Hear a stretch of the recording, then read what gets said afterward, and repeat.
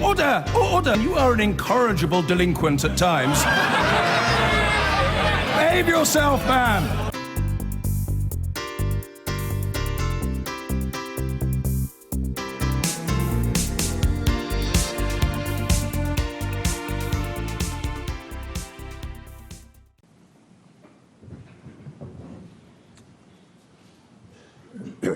It's right that at the very outset of the inquiry, I should express on my own behalf and on behalf of all members of the inquiry team the dismay and sadness we feel at the loss of life, devastation and injury caused by the fire. We are acutely aware not only that so many people died or were injured in the fire, but that many of those who survived have been severely affected by their experiences. We are also conscious that many have lost everything and even now are dependent on others for many of their daily needs.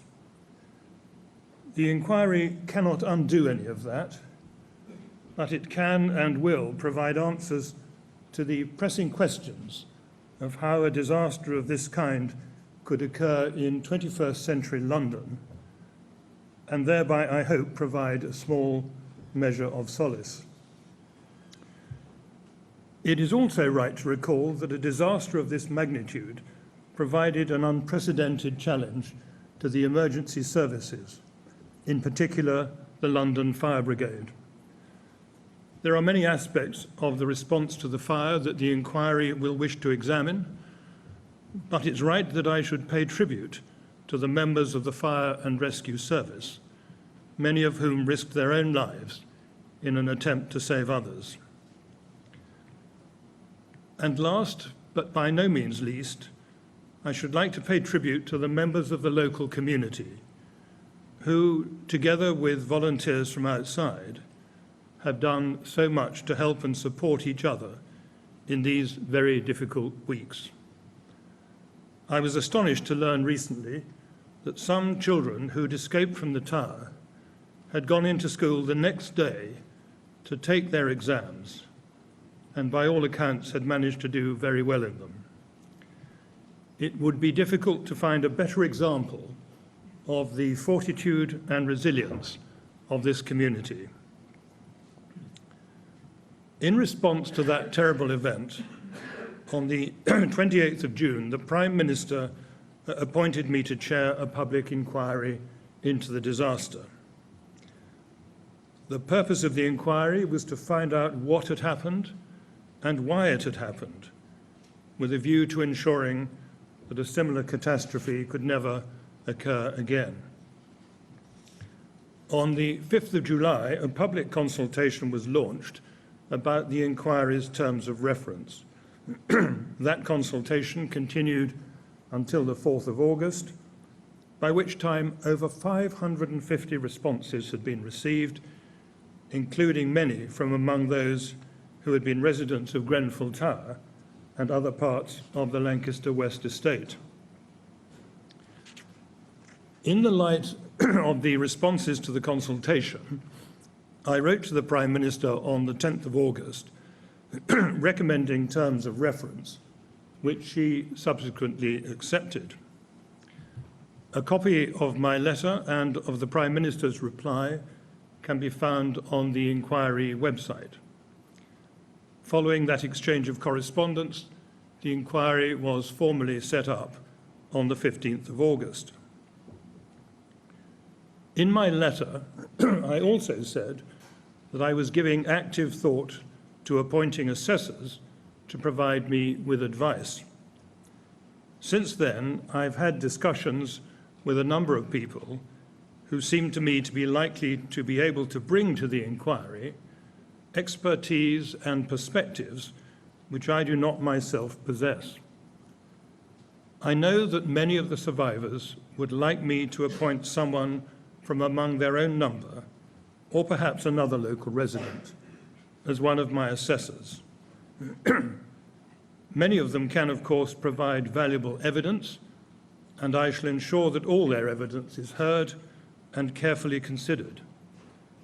But to appoint as an assessor someone who had had direct involvement in the fire would risk undermining my impartiality in the eyes of others who are also deeply involved in the inquiry. I've therefore come to the conclusion that I cannot take the course they would wish me to adopt. As a result, I've approached a number of people, all completely independent of those whose conduct may have to be investigated, who have expertise of a social and administrative nature that enables them to provide me with the assistance I need to carry out my task. I shall also need the assistance of people who can give me expert advice in more technical areas, in particular the development of fires in high-rise residential buildings and the intricacies of the building regulations, with particular reference to protection against fire. I'm currently in discussions with several people who, in my view, have the expertise necessary to fulfill those roles, and I'm pleased to say that those discussions are making good progress.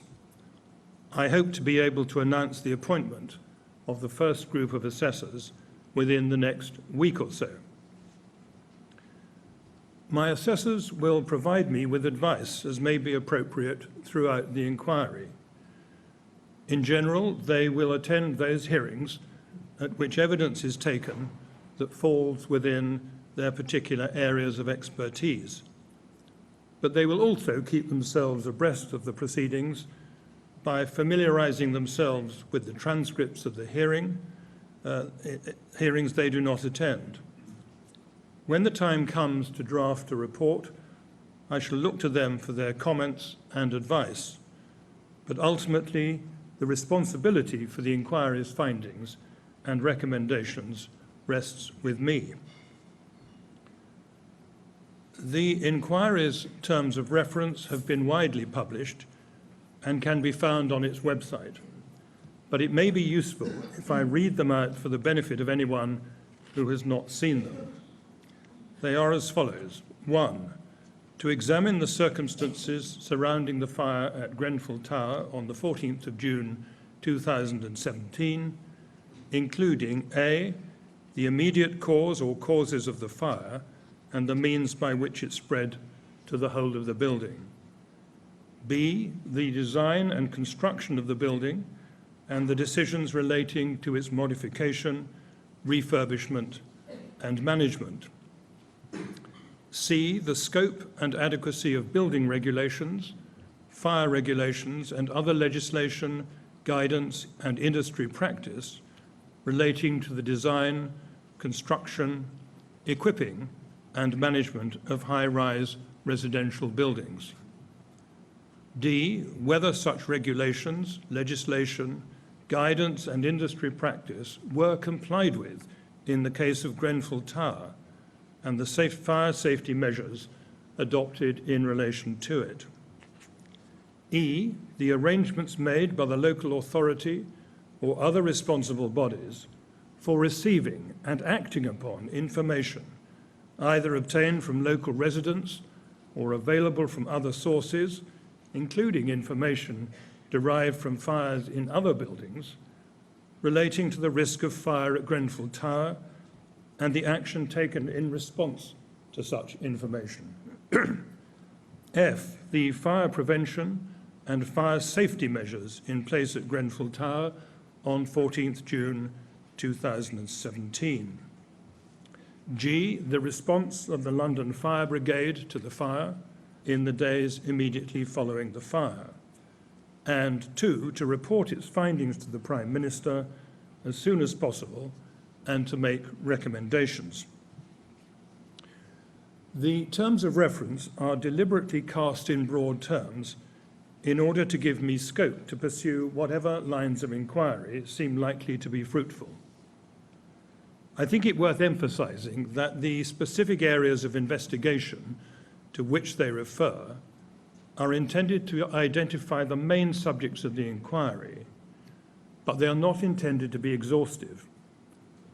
It is for me to interpret the terms of reference and I shall not be deflected from pursuing lines of inquiry which may lead to information of value. I shall have more to say about that in a moment, but it is important to understand the size of the task ahead. It will require much hard work in obtaining and analysing documents and in the preparation of statements from those who may be able to give valuable evidence. With the help of my team, I intend to make sure that the work proceeds as quickly as possible. I've mentioned the inquiry team, and this may be a good moment to introduce them.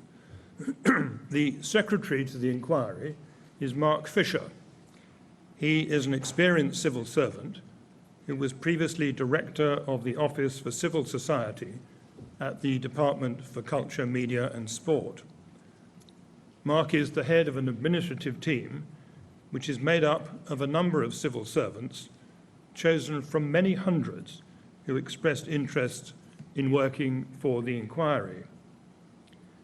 His deputy is Amanda Jeffrey, who acted as Secretary to the Hillsborough inquest and before that as Deputy Secretary to the Leveson inquiry.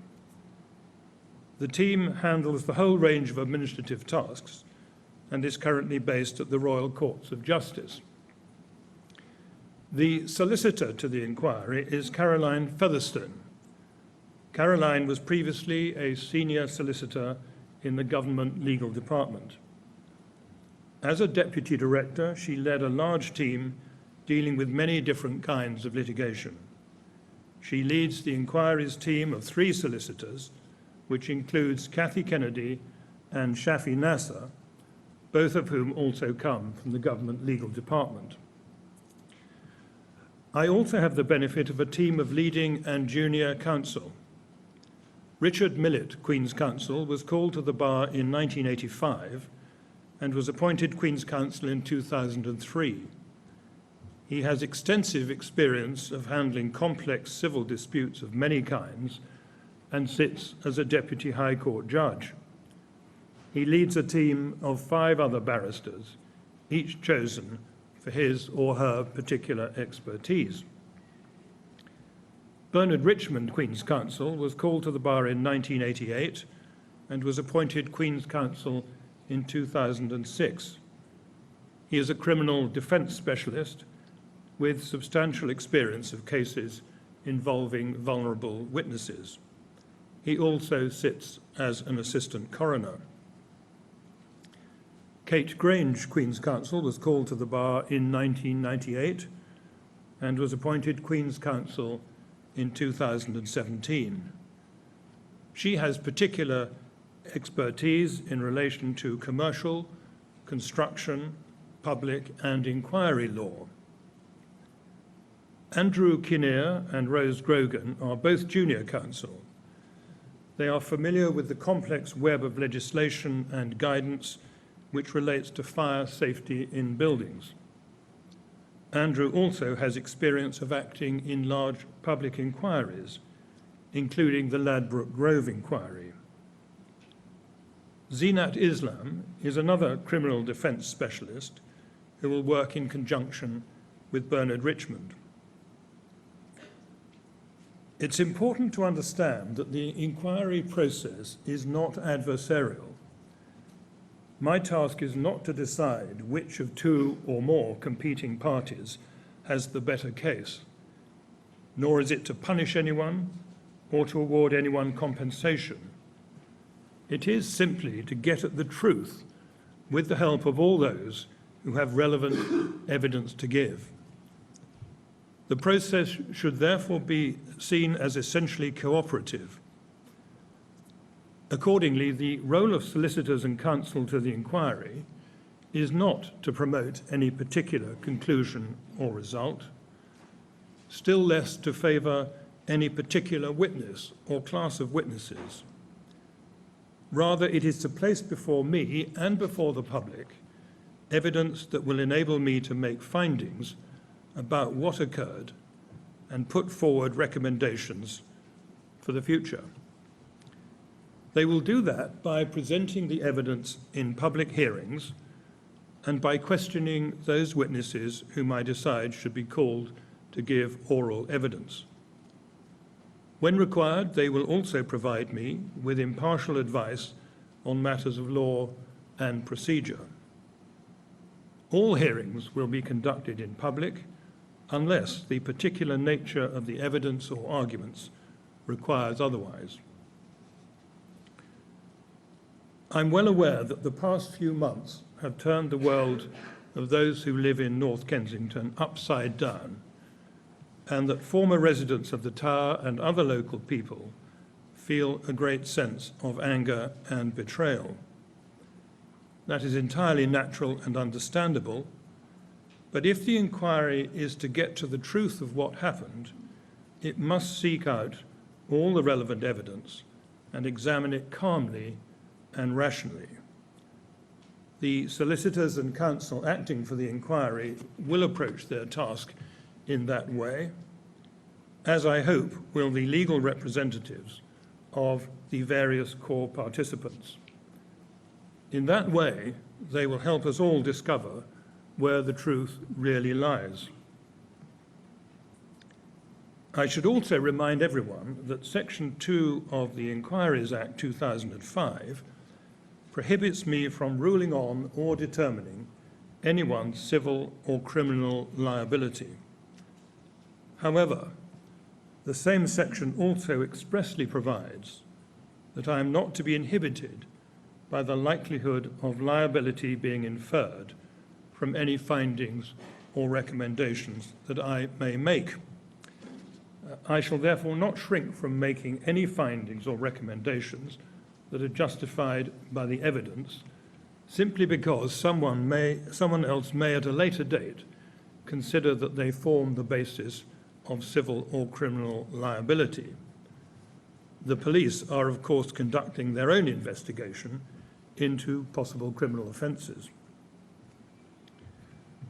This room was chosen for today's formal opening because it was necessary to find a space large enough to accommodate the number of people it was thought might wish to attend.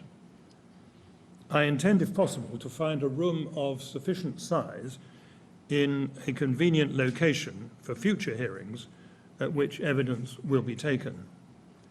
Information about the time and place of future hearings will be posted on the inquiry's website. Information about how to make contact with the inquiry team, in the meantime, can be obtained from those members of the team who are here this morning and from the inquiry's website. In due course, a transcript of today's proceedings and any rulings and directions which I may give from time to time will be posted on the website. Unless there is a good reason not to do so in any particular case, the hearings themselves will be streamed live to other locations if there is a sufficient demand for that, and through the inquiry website, so that the public as a whole can follow the proceedings. Transcripts of the hearings will be posted on the website as soon as possible after the conclusion of each day's proceedings. The evidence given by witnesses at the hearings will, however, be only part of the material which the inquiry will have to consider. Much of that material will be in the form of documents. I therefore intend to ensure that all relevant documents that can properly be made public are scanned onto an electronic database which will allow them to be called up and displayed on screens at the hearings and made available for inspection through a link on the inquiry website after they've been put in evidence. Although the hearings will be streamed to places where they can be viewed contemporaneously, I think it important that members of the public should be able to attend the hearings in person so far as reasonably practicable. I shall therefore take steps to ensure that hearings at which evidence is to be taken are held in rooms large enough to accommodate a substantial number of members of the public, as well as representatives of the press and media organisations. I propose to conduct the inquiry in two phases. In the first phase, I shall investigate the development of the fire itself, where and how it started, how it spread from its original seat to other parts of the building, and the chain of events that unfolded during the course of the hours before it was finally extinguished. I shall also be looking into the response of the emergency services and the evacuation of residents. It's necessary to address these questions first for two reasons. The first is because there is an urgent need to find out what aspects of the building's design and construction played a significant role in enabling the disaster to occur. That's important because if there are similar defects in other high-rise buildings, steps must be taken quickly to ensure that those who live in them are kept safe. The second is because until we understand the chain of events in some detail, it will not be possible to pinpoint the critical decisions that had a bearing on the exposure of the building to the risk of an uncontrollable fire. My intention is that as part of this first phase of the inquiry, I should obtain written and oral evidence from those who can give direct accounts of what occurred on the night in question. They will include, in particular, former residents of the tower who escaped from the fire, people living in the surrounding area, and the firefighters. Their evidence is likely to be of great value, and I hope that many will come forward to tell us about their personal experiences. I shall also have access to photographs and video footings of the fire and recordings of the calls made to the emergency services. I know that giving evidence, whether in the form of a statement or in person, can be a stressful experience for anyone. So I intend to ensure as far as possible that any former residents of the tower, and indeed other residents of the Lancaster West estate, should be asked to give evidence once only. I therefore intend that those who can provide evidence relating to the first phase of the inquiry should have the opportunity at the same time to provide any evidence they may have about matters that I shall be considering in the second phase, such as concerns which they may have expressed before the fire about the safety of the building or their experiences in the days immediately following the fire. For some of those who escaped from the tower, however, the stress of giving evidence is likely to be greatly magnified by the continuing effects of what can only have been a most traumatic experience. I'm acutely aware of the challenge that presents. I intend to do everything possible to ensure that the process of assisting the inquiry does not result in further unnecessary suffering. To that end, I shall be looking for particular help and cooperation from those who represent victims, families, and the emergency services. I'm open to suggestions about how I can obtain evidence from those witnesses in a sensitive and appropriate way.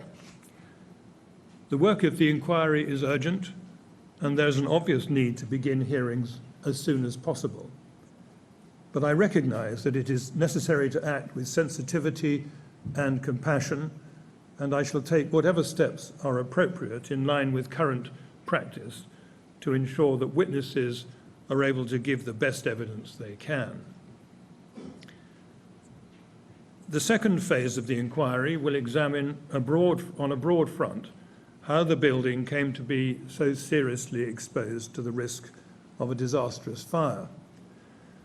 That will involve an investigation into the design of the building, its modification from time to time over previous years, the decisions relating to design and construction that were made in connection with each of those modifications, and the reasons for those decisions.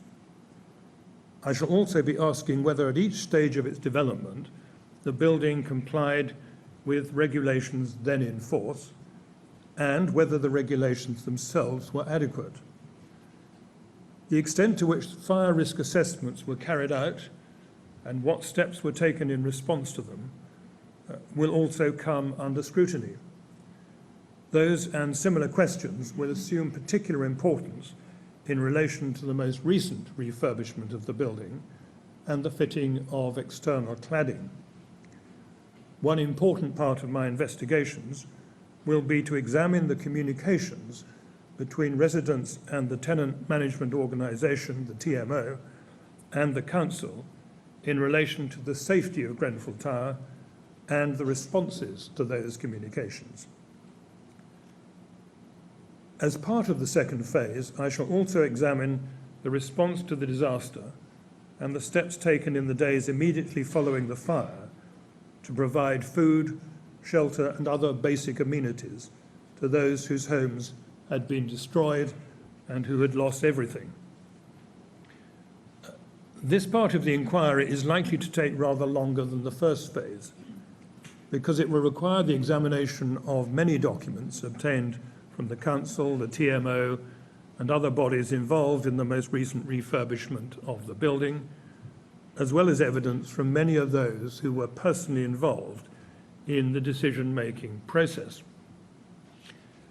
Although I've referred to two phases of the inquiry, I want to make it clear that I intend that, as far as possible, work on both phases should proceed in parallel. The solicitor to the inquiry has already written to several of the companies and other bodies that were involved in the most recent refurbishment, asking them to produce documents relating to their particular areas of involvement. Those bodies include, of course, the council and the TMO. I have every reason to expect that we shall receive a very large number of documents which will have to be read and analysed. That will take a considerable amount of time, but many of those documents may not be of direct relevance to the first phase of the inquiry, so there is no reason why that work should hold up the first phase, which is likely to turn on evidence of a different kind.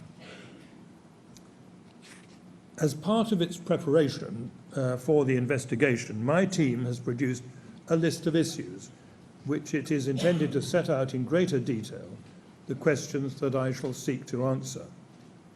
It will be published on the inquiry website later today, so that anyone who wishes to do so can see what the inquiry is aiming to do. But I need to sound one small note of caution. The list of issues is not intended to be an exhaustive summary of what the inquiry will investigate. It is in the very nature of a process of this kind that I shall want to follow up leads and new lines of inquiry as they emerge. So the list of issues should be viewed as more as a statement of current thinking than a definitive programme of work.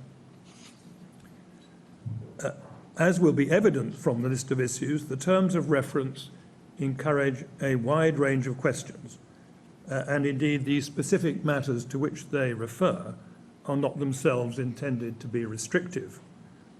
It is for me to interpret the terms of reference, and I wish to emphasise that the inquiry is not limited to factual questions surrounding the development of the fire, as I hope I have already made clear. It is my intention to look closely at the ways in which decisions relating to modifications to the building were reached, including the considerations which motivated them. That will be an integral part of understanding how and why this fire occurred and of learning lessons for the future. The Inquiry Rules 2006 place certain duties upon me in relation to the designation of core participants and of lawyers as recognised legal representatives. Procedures for applying for core participant status were published on the inquiry's website in mid-August, and those who wish to become core participants were asked to make their applications by the 8th of September. We have received around 300 such applications, most of them at the end of last week. Through the Solicitor to the Inquiry, I've already informed some applicants that they will be given core participant status, but inevitably many applications remain to be determined and are currently under consideration. The process of dealing with them may take some time, and in some cases I may need to hear oral submissions to enable me to reach a decision. If so, arrangements will be made for hearings to be held for that purpose. Core participants are, of course, entitled to be legally represented, but where several of them have the same interest, it would not be sensible for their lawyers to make the same points on behalf of each of them separately. To do so would simply be a waste of time and resources. Rule 7 of the Inquiry Rules seeks to avoid that situation by imposing on the chairman a duty to direct that core participants whose interests in the outcome of the inquiry are similar and who rely on similar facts are to be represented by a single recognised legal representative, if he thinks it fair and proper for them to be jointly represented. Even in cases where there are different lawyers representing people with different interests, it may make sense for one of them to lead on matters in which those whom they represent have broadly similar interests.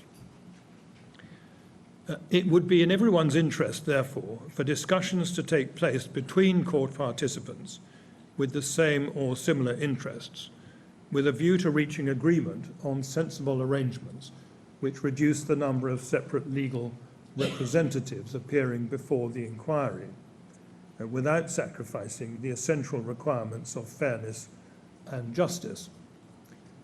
I hope that some agreement can be reached, but if it cannot, I may have to act in accordance with Rule 7 and determine arrangements for legal representation myself.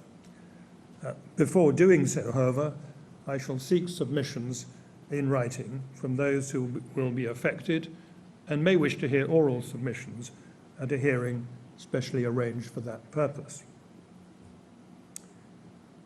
As far as possible, I intend to seek voluntary cooperation in the production of documents and other evidence, such as witness statements, that the inquiry will need to carry out its work. I expect everyone to whom a request of that kind is addressed to provide all relevant material without the need for me to exercise my statutory powers. But I have the power under Section 21 of the 2005 Act to require the attendance of witnesses and the production of documents, and if necessary, I shall not hesitate to make use of it. The inquiry team has already made a number of requests for the production of relevant evidence and documents, which are in the course of being provided. This will be a continuing process, and further requests will be made as the inquiry progresses. Moreover, I wish to take this opportunity to ask anyone who is or thinks he or she may be in possession of any information, evidence, or documents relevant to the matters I'm looking into, to do whatever they can to preserve the material and to inform the inquiry team at once. Details of the way in which the inquiry proposes to deal with documents can be found in the protocol for the receipt and handling of documents, which can be found on the inquiry website. It's obvious that many of the questions that have to be investigated, particularly in the first phase of the inquiry, are of a highly technical nature. They require expert knowledge of a kind that I do not currently possess. I've therefore instructed, or am in the course of instructing, some of the most eminent people in the fields of forensic fire analysis and fire engineering to examine the evidence and give me the benefit of their opinions. The experts will produce reports for my consideration, and those who are core participants will have an opportunity to read those reports and comment on them before the evidence is given. The experts may be called to give oral evidence, to explain their reports, and to answer questions on them submitted by other parties. Experience has shown that in many fields of expertise, different people can legitimately hold different opinions, and I'm certainly willing to accept evidence from suitably qualified experts who've been instructed by other parties. If it becomes clear that there's a range of expert views on any particular subject, I'm likely to direct that the witnesses discuss the issues with a view to identifying areas of agreement and disagreement. That should ensure that the oral evidence can be directed to any remaining areas of disagreement. I should like at this stage to say a little more about the procedure I intend to adopt in carrying out the terms of reference. It's likely that it will be necessary to hold one or more directions hearings at which I shall hear submissions and give directions on matters of a procedural nature. It will not be necessary for core participants to attend those hearings unless they're directly concerned in the matters under consideration. Similar hearings will be arranged as necessary to deal with issues that arise in the course of the inquiry. The times and places will be communicated to those involved by email and posted on the inquiry's website. Parties who wish to make submissions at a directions hearing will be expected to send the solicitor to the inquiry a skeleton argument, together with any supporting material, not later than 5 working days in advance of the hearing. Skeleton arguments must not exceed 15 pages in length, must be printed on A4 paper, one side only, 12-point font, 1.5 line spacing, and mustn't contain footnotes. At the beginning of any hearing at which the inquiry intends to take evidence, counsel for the inquiry will make an opening statement outlining the nature of the evidence to be called in the course of that hearing. At the beginning of the first such hearing, the recognised legal representative of each core participant will be invited to make an opening statement in accordance with Rule 11 of the Inquiry Rules 2006. I shall give further directions about those opening statements at a later date. All witnesses who are called to give oral evidence will be the inquiry's witnesses. They will therefore be called and examined by counsel to the inquiry. Although the inquiry will seek the assistance of legal representatives where they've been appointed, in the preparation of witness statements, I shall decide which statements are to form part of the record of documentary evidence and which witnesses are to be called to give oral evidence in addition to their written statements. The solicitor to the inquiry and those working under her direction will be closely involved in the process of obtaining statements from potential witnesses. Where appropriate, she will send out checklists and agendas which explain the topics which should be covered in witness statements and any procedures which should be followed, for example, when dealing with vulnerable witnesses. Core participants who wish to have specific questions put to witnesses must provide them in writing to counsel to the inquiry not later than 5 days before the witness is called to give evidence. The inquiry will publish on its website, as far as possible in advance, a programme of dates and times when it is intended that witnesses will attend to give oral evidence and will ensure that the programme is kept up to date. Whether to allow questioning of a witness by other parties is a matter entirely within my discretion and will be allowed, if at all, only on application in accordance with Rule 10 of the Inquiry Rules. I shall not permit the same topic to be canvassed by more than one party, and where that requires prior consultation and cooperation between parties, I shall expect it to have been carried out. I'm currently minded to invite final submissions in writing after the conclusion of all the evidence and to give core participants an opportunity to make brief oral submissions. I shall give further directions about that in due course. At this point, I should like to say something about the timetable to which I'm hoping to work. 3 months have passed since the fire, and to some it may seem that not much progress has been made. But that is not the case, and it may be helpful for me to summarise what has been happening in relation to the inquiry since the 14th of June. As I've said, I was appointed to chair the inquiry on the 28th of June, but the period of consultation to which I referred meant that the inquiry was not in fact set up until the 15th of August.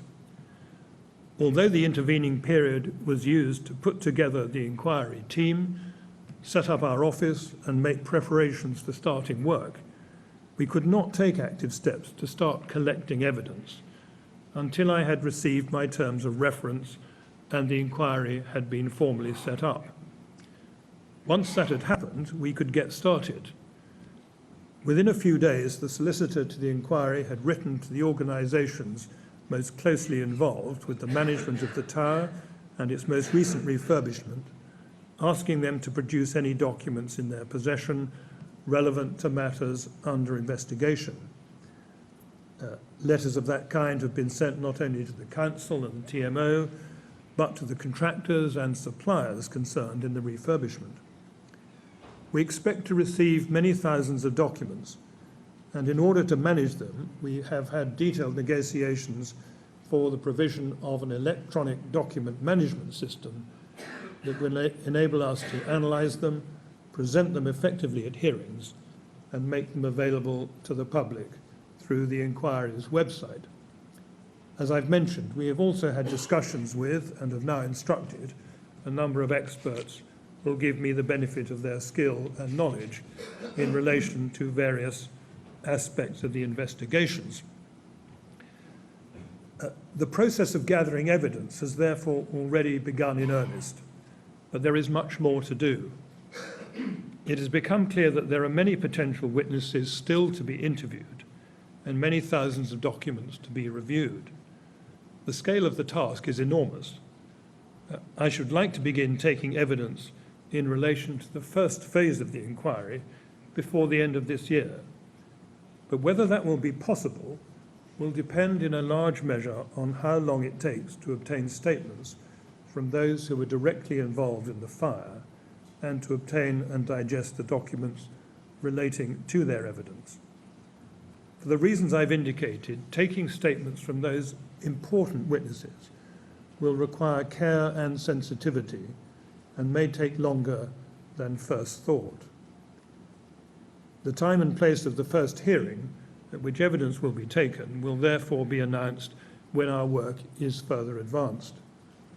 I shall decide on detailed arrangements for hearings, such as sitting days and times, after hearing submissions from core participants. Similarly, it's too early to say when I shall hold directions hearings, since that will depend in part on what needs to be determined. However, I hope that core participants will inform my team as soon as possible of any matters which they think I need to deal with. In my letter to the Prime Minister of 10th August, I said that I hope to be able to produce a first report by Easter 2018. Such a report will have to be limited to what I've described as the first phase of the inquiry, but even so, that presents a challenging goal. To achieve it will require much hard work, as well as the active cooperation of all concerned. But I hope I can count on that cooperation to ensure that the inquiry proceeds as quickly and smoothly as possible. It's in the public interest that findings which may affect the safety of people who live or work in other high-rise buildings should be made as soon as possible. I'm aware that there have already been informal meetings between the lawyers serving the inquiry and those representing some prospective core participants, with a view to identifying areas of common ground and possible differences of approach in relation to procedural or administrative matters. I fully encourage cooperation of that kind, and I'm grateful for the fact that it has proved beneficial to everyone involved. I hope that it will continue because we share a common goal, We are all searching after the truth about the cause of the fire and the massive loss of life that it caused. And we owe it to those who died and to those whose homes have been destroyed to work together to achieve that goal. Thank you all very much for coming. I look forward to seeing many of you again at subsequent hearings.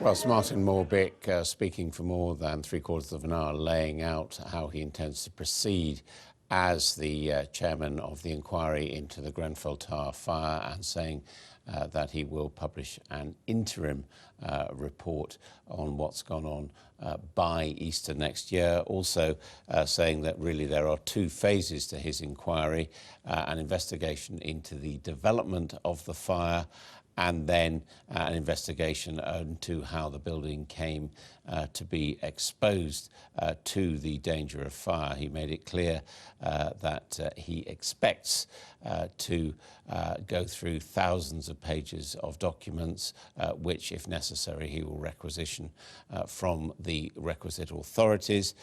He also announced that he's had more than 300 applications for people to be core participants in the inquiry, and he unveiled a team of lawyers that will represent the inquiry. Well, with me are Kate Devlin, Deputy Political Editor of the Sunday Express, and Hugh Mere, Associate Editor of the Guardian newspaper's opinion section. Hugh, you've been following developments since the Grenfell fire very closely. What did you make of what Sir Martin had to say?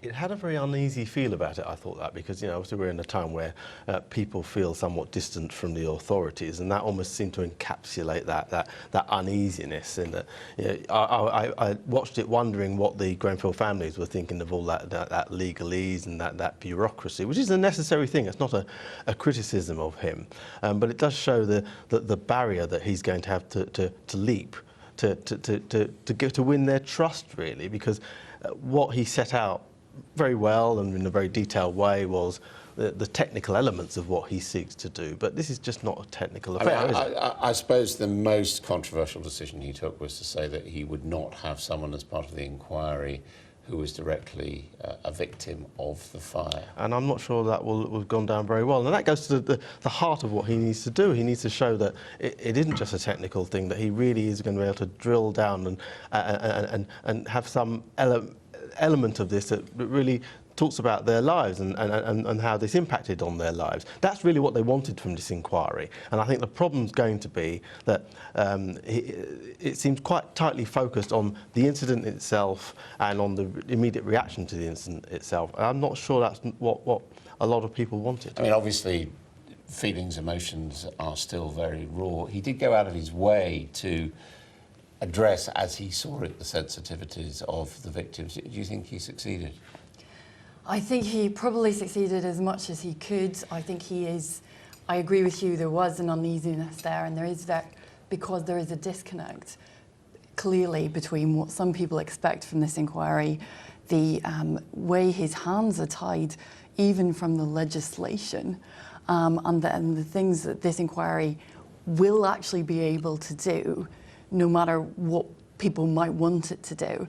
And I think he did try to set out why he had made that decision. I think, probably legal experts would agree it probably has to be that decision. He is going to take the witness statements. He is going to try and hear that evidence. But I think he is saying that he's in a very difficult position where his inquiry could be called into question itself were he to designate them as assessors.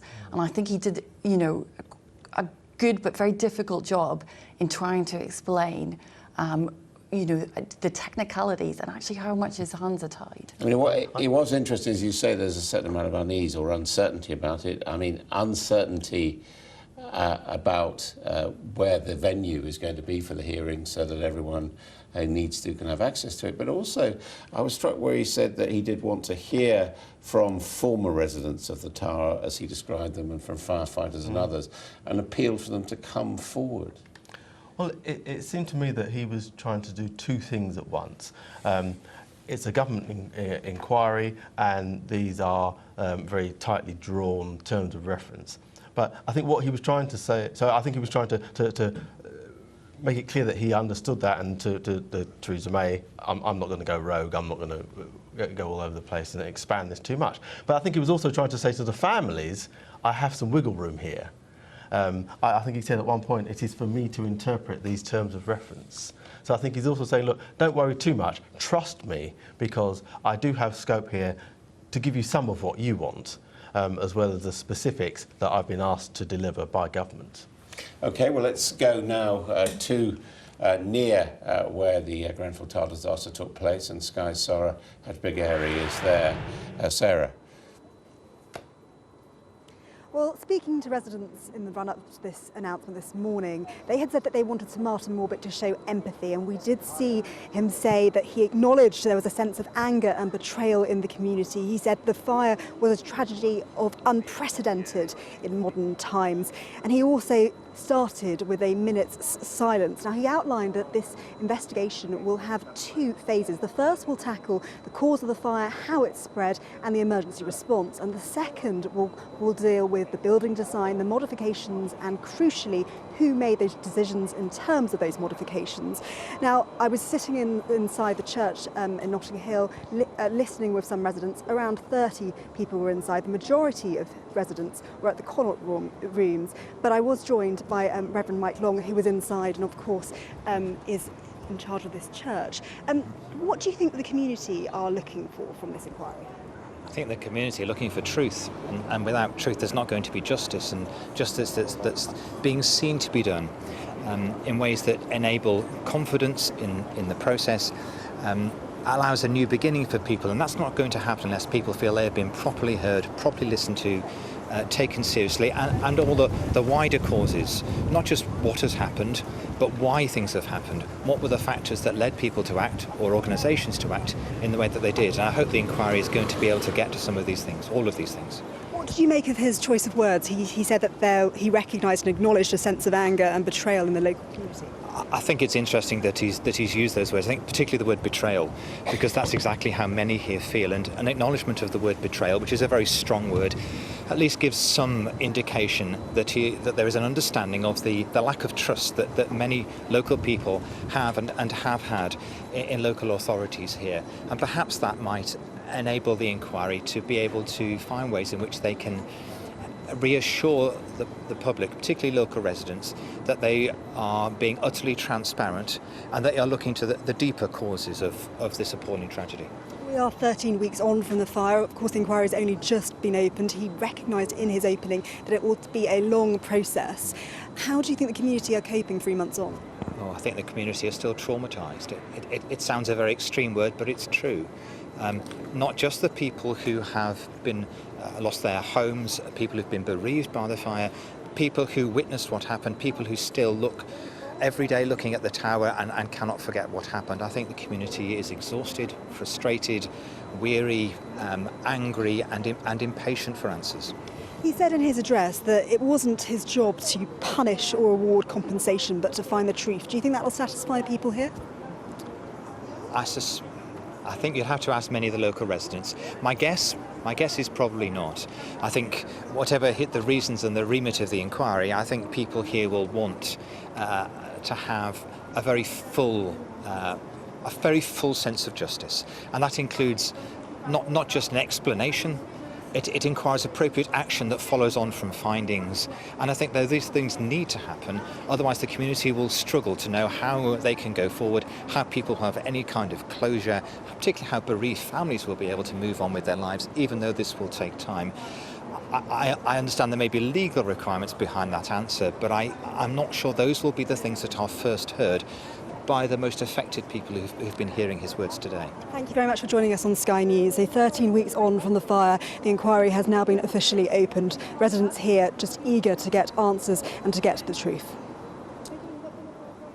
This is, thank you very much indeed, Sarah. This is All Out Politics. We'll have more on the launch of the Grenfell Tower fire inquiry coming up.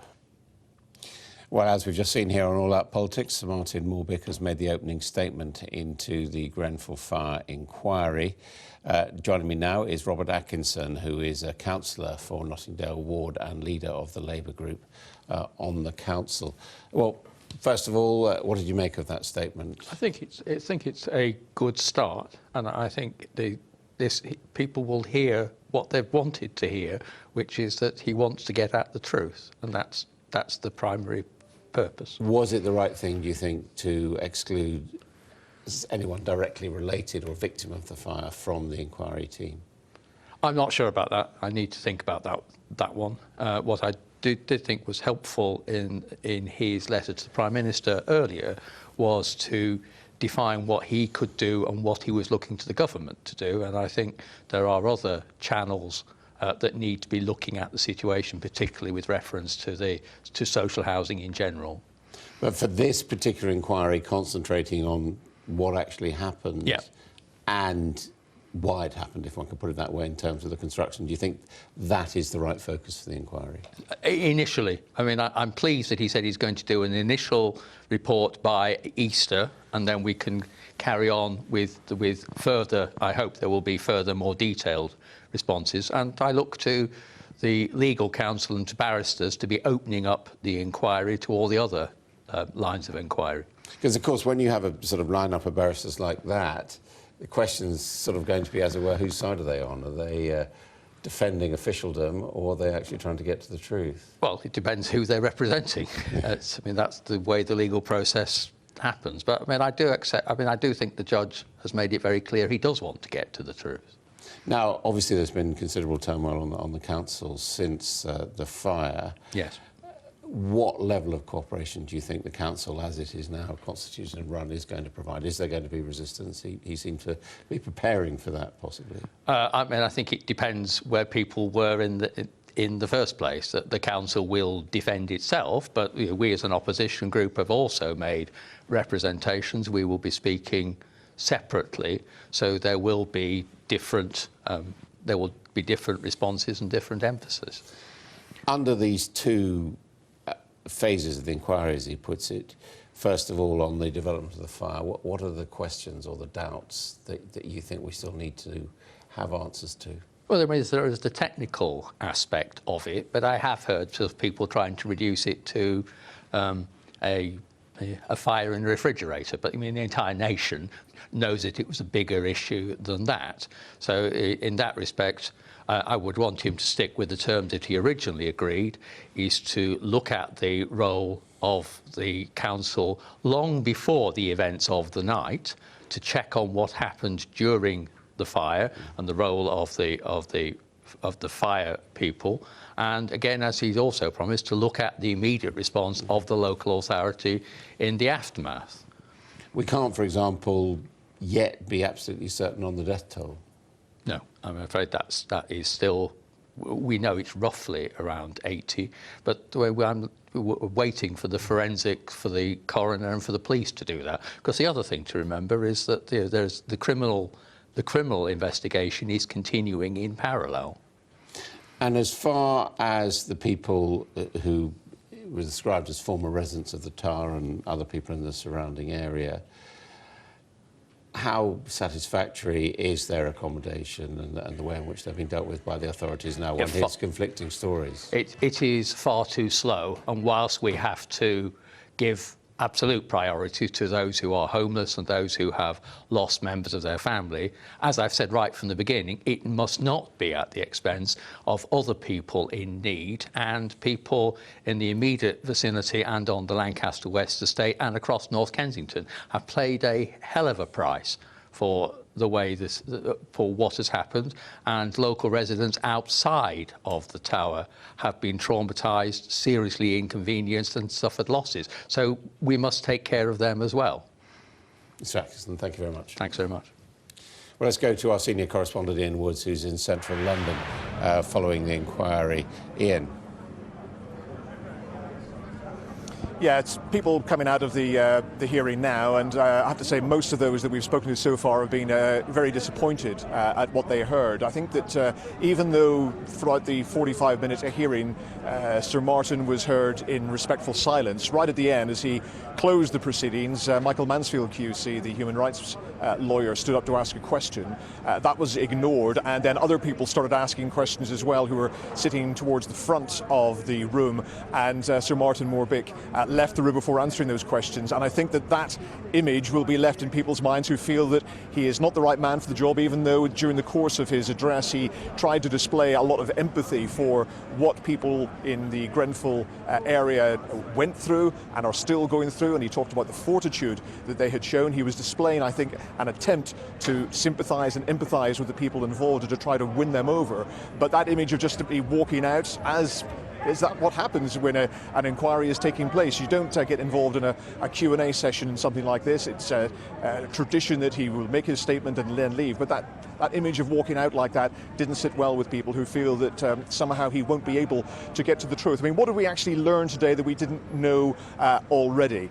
Very little is the truth of that, because the terms of reference were set out several weeks ago. I think what was interesting was that Sir Martin Moore Bick said that those terms of reference he would judge in broad terms, so he wasn't going to rule out the idea of straying beyond the exact terms of reference if he found something that was worth investigating.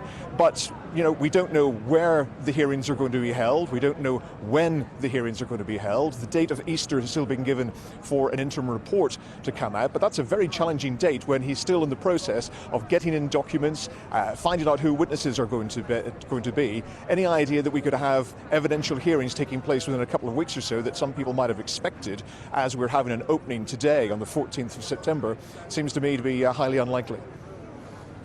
So as far as the participants, the people you say who weren't satisfied by what they heard today, what are their options now? Well, people have been asked whether or not they support the inquiry, and most people still do support an inquiry. They want to be able to get to the truth, they want to get answers. But for example, local MP Emma Dent-Coad was addressing us afterwards and comparing the grandeur of the ballroom that the hearing was held in, and the crystal chandeliers with the conditions in that part of her constituency, and saying that even though she believes that he will get to the truth of the technical aspect of what happened, it won't address some of the wider issues. And this comes to the heart of the complaints that people have about this public inquiry, that they wanted it, many people wanted it to be much wider than simply the cause of the fire, how it spread, the actions of the local council, the actions of central government they wanted to be about as well, and in terms of social housing policy, and how even poverty, economics, race all played a part in the background to this tragedy. And because those terms of reference aren't spelled out in black and white, they are still unhappy about the way the inquiry could proceed in the coming months. Sir Martin said that there'd been over 300 applications to be core participants, as he put it, in this inquiry. Now that seems an astonishingly high number. Is it going to shake down, do you think, into much more narrow representation of the former residents' rights? I think that he's appealing for an avoidance of duplication. He's hoping that core participants who feel that they have got something in common may be able to link up and get together in something like this, so that they are not duplicating efforts. Otherwise it will take far more time than is necessary. I mean, I spoke to someone yesterday, in fact I think you just had him on television a short time ago, the minister from the local church.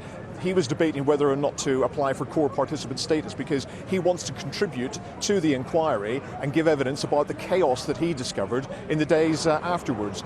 But a lot of people are thinking, is it necessary to be a core participant, or can you simply be a witness? So those are things that have got to be resolved, and because that's going to take time, I think that, in fact, I'm just going to bring in, can I just bring in Peter?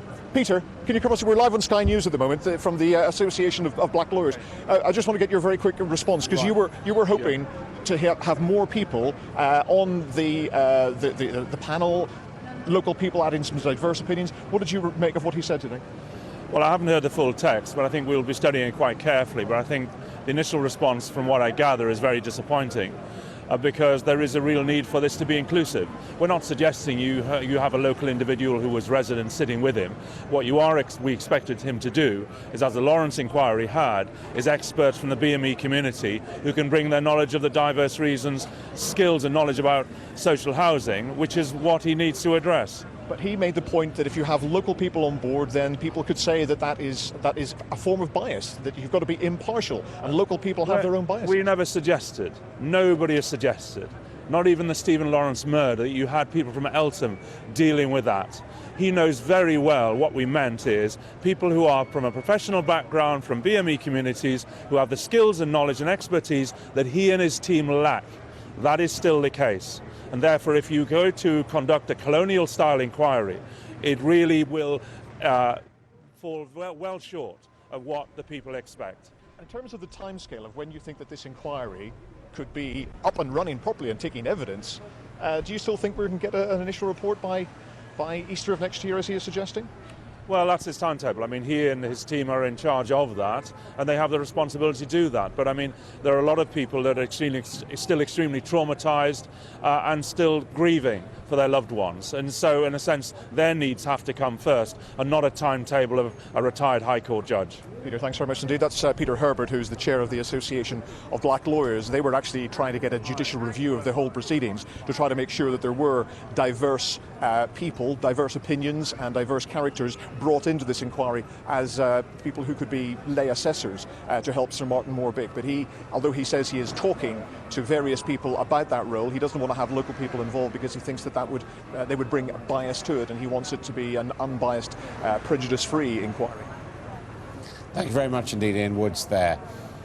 The Prime Minister's spokesman has given a reaction to the launch of the Grenfell inquiry this morning, saying she is confident it'll turn out to get the truth of what happened and learn lessons for the future. Also, some reaction in from Labour to the other breaking news this morning, the decision of the Culture Secretary to refer the proposed 21st Century Fox merger with Sky to the Competition and Market Authority. Tom Watson MP, Labour's Shadow Secretary of State for Digital Culture, Media and Sport and a campaigner on this matter, said Karen Bradley confirmed today that she has done the right and indeed brave thing and referred the Fox bid for Sky to the CMA on both competition and broadcasting standard grounds. We commend her for doing so. We now need a comprehensive CMA investigation that looks at all relevant evidence, including historic corporate governance failures at News International and more recent failures at Fox in America.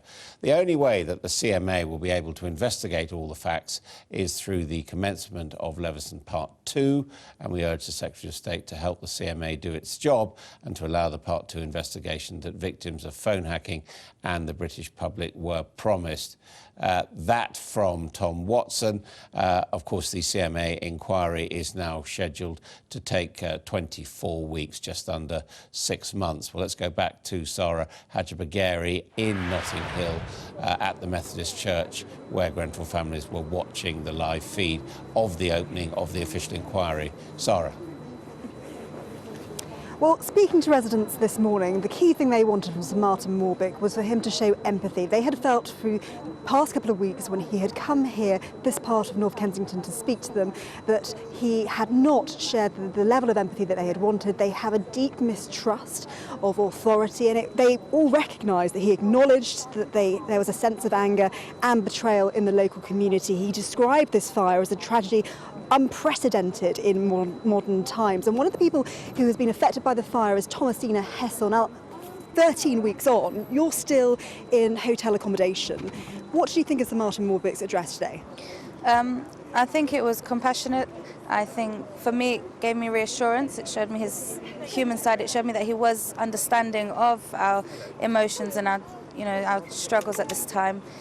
And I'm hopeful that he will look into the evidence and be impartial and actually follow the leads, as he said. If the inquiry takes a turn sort of towards what we expect it to, I feel he's open to indulge that and look into it, remaining professional and impartial, which is ultimately what we need to get to the truth, which is what we all want. He said in his address that his job wasn't to punish or award compensation, but to find the truth. Does that satisfy you? Well, no, we believe that the truth will show criminal responsibility, and we hope that the recommendations that come out of this will give grounds for future investigations, and that's what I can only hope for at this stage. And in terms of the support that you have been given 3 months on, what's your current situation? I'm still in a hotel. The support has been, just erratic, sporadic, so, and I've had to chase it, I've had to follow it up and find what I need for myself. There are resources there, but I don't feel the delivery has been very well orchestrated, yeah. And he also outlined the 2 phases of this inquiry. The first, of course, to work out the cause and how it spread, but secondly, the building design and the modifications. Do you have faith that that will really get to the bottom of who made those decisions and why? I think that he will look into the evidence that is, that is put in. It's just about who's assessing this. I think there's still a big concern about the assessors and the panel that have been chosen. We don't feel it's representative, and we haven't had a say in who they are. Of course it can't be survivors or affected people, but I think we're still equipped and able to decide and identify qualified people that are impartial. Thomasina Hessel, thank you very much for joining us on Sky News. One of the many residents who have been affected by this fire, 13 weeks on, she's still staying in hotel accommodation. One thing that was really stressed from everyone I spoke to this morning was they wanted this inquiry to have empathy. Certainly from people that I've spoken to here in North Kensington, they feel that Sir Martin Moore Bick struck the right tone. Sarah, thank you very much indeed.